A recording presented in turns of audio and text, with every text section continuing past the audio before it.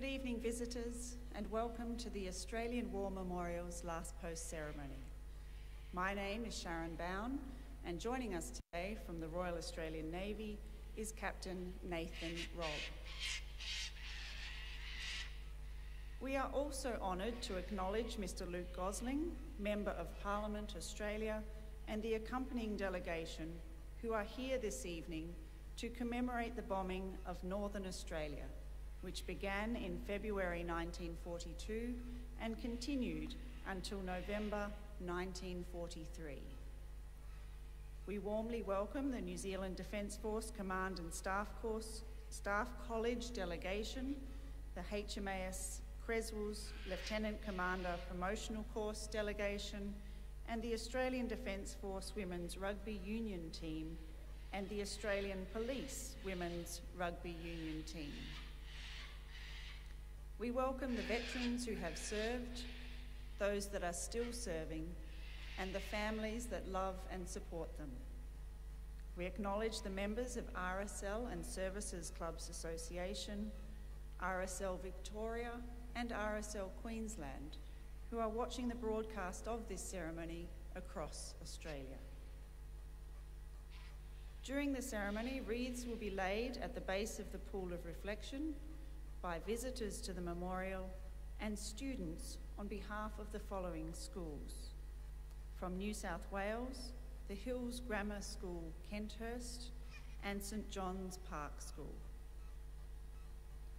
Please stand and join in singing the national anthem.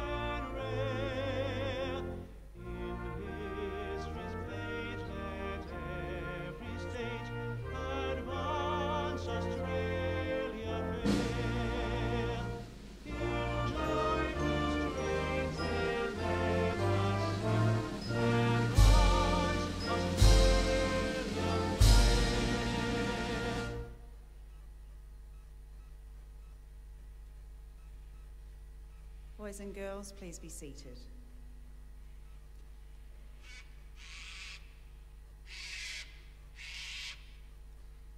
The Australian War Memorial was the vision of Charles Bean, Australia's First World War official historian. Bean landed with the Australian troops on Gallipoli and stayed with them at the front through to the end of the war. The idea of this national memorial and museum came to him at Pozières, France, in the depths of the bloody fighting of 1916. Bean's idea was that this would be a place where families and friends could mourn loved ones buried in faraway places.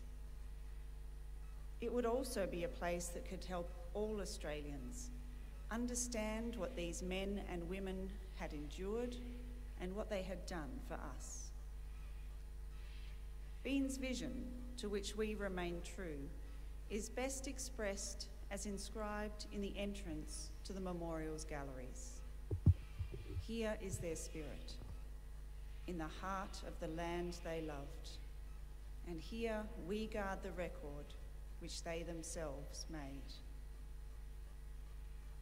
Tonight we will read the story behind just one of those on the Roll of Honour, which lists the names of more than 102,000 men and women who have given their lives for us in war and on operations for more than a century. But first we present a lament, Flowers of the Forest. Wreaths and floral tributes will now be laid at the base of the Pool of Reflection.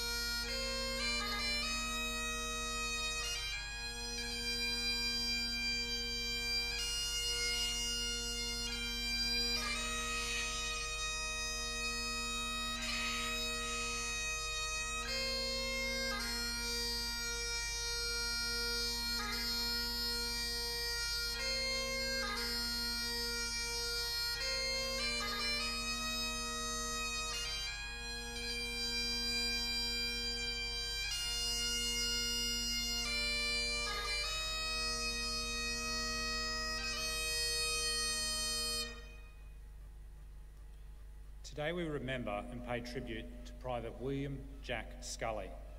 Commonly known by his middle name Jack, William Scully was born in Darwin on the 14th of March 1919, the second of 8 children born to James and Sarah Scully. James and Sarah worked on Willaroo Station in the Northern Territory. James was part Aboriginal and Sarah was part Chinese and part Aboriginal. Jack Scully grew up on the station with Bill Muir, a boy similar in age who had been taken on by the Scullys as his mother was in ill health and he had been abandoned by his father.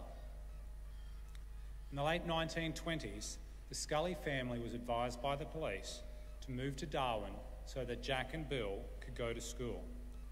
Rather than lose their children to the notorious Kalen compound, the Scullys moved to Darwin where the children were able to attend the local school.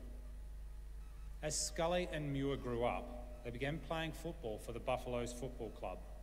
During the 1930s, the Buffaloes were the standout team and their rivalry with the nearby Waratah football team was legendary. On the 19th of February 1942, Darwin was bombed by Japanese aircraft and 252 people were killed. The Scully family was evacuated inland to Pine Creek. Some family members, including Jack's mother and 2 brothers, Edward and James, travelled to Brisbane. Here, Edward and James enlisted in the 2nd Australian Imperial Force. Jack Scully travelled to the small town of Adelaide River, where, on the 28th of February, he was mobilised for service with the militia. After initial training, he was posted to 39 Defence and Employment Platoon in Darwin, where he and his unit were responsible for building defensive positions to protect against further Japanese attacks. In mid-August, he was transferred to 28 Employment Company and continued to work on new buildings and repairing existing infrastructure as the attacks on Darwin continued. Returning from 2 weeks' leave in early January 1943, Scully was transferred to 29 Employment Company based at Shady Glen Camp near Winnellie. Shortly afterwards, on the 28th of April, Scully was called up for full-time service. By this time, he had only 1 misdemeanour on his service record. When he was discovered asleep during sentry duty on the evening of the 8th of March, he was brought before the commanding officer and received a heavy fine.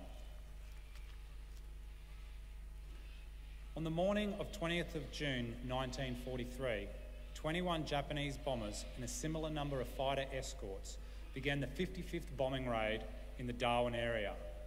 At around 10:45 a.m, after running a gauntlet of heavy flak and 46 Spitfire fighters, the Japanese bombed Winnellie and surrounding bases, causing heavy damage.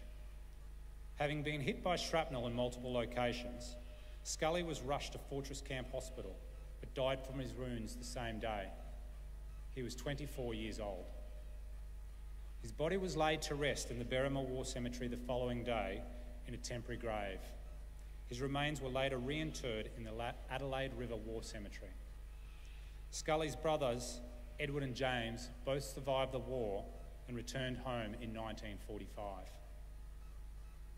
Jack Scully's name is listed on the Roll of Honour on my left, among almost 40,000 Australians who died while serving in the Second World War. This is but one of the many stories of service and sacrifice told here at the Australian War Memorial. We now remember Private William Jack Scully, who gave his life for us, for our freedoms, and in the hope of a better world.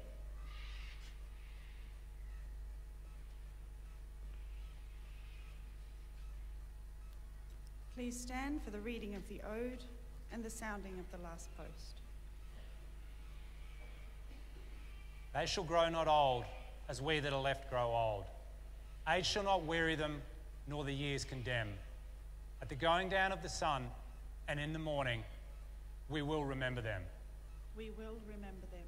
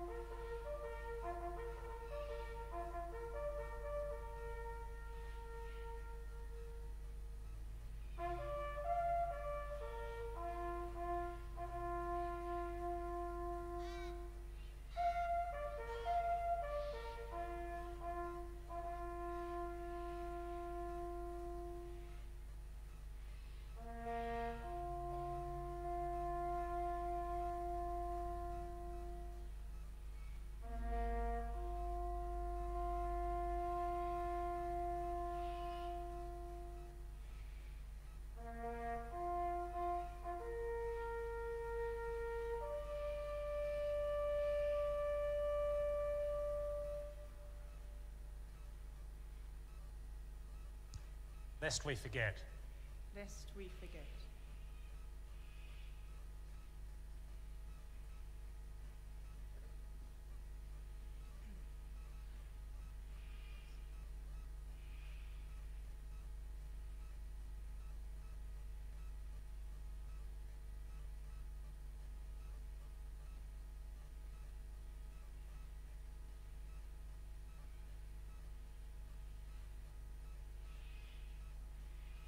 We leave you this evening with the words of the memorial's founder, Charles Bean. Many a man lying out there at Pozières or in the low scrub at Gallipoli, with his poor, tired senses barely working through the fever of his brain, has thought in his last moments, well, it's over. But in Australia, they will be proud of this. Ladies and gentlemen, girls and boys, that concludes the last post ceremony. We thank you all for visiting the Australian War Memorial, and we wish you all a very good evening. Thank you.